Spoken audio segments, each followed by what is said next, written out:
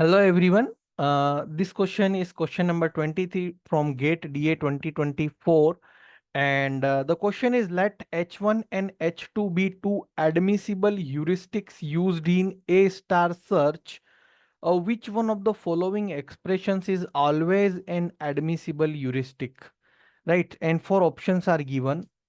So let's analyze each and every option one by one. The option A is H1 plus H2.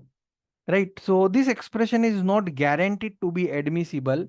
The reason is that because sum of two admissible heuristic can overestimate the true cost. Right. The sum of two heuristics can be overestimate the true cost. That is why we can just decline it.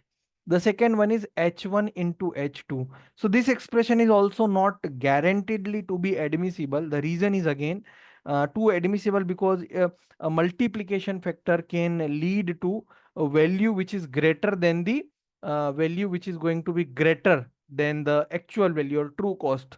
So we are also not going to consider this. And then H1 divided by H2, where H2 is not equal to 0. So this expression is also not going to give the guaranteed solution that it is also admissible, because it can be greater than the true cost, because it depends on the value of H1 and H2. They are not defined, right? It is depend on that. So it may be greater than true cost.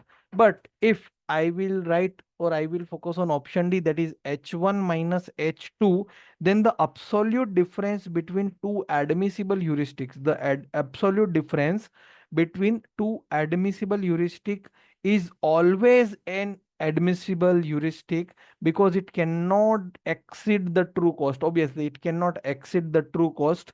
And as both H1 and H2 individually do not going to overestimate the cost. Thus option D looks a better solution. So we can go with option D. Option D is the correct answer, and it is the correct key as per the GATE solution as well, right?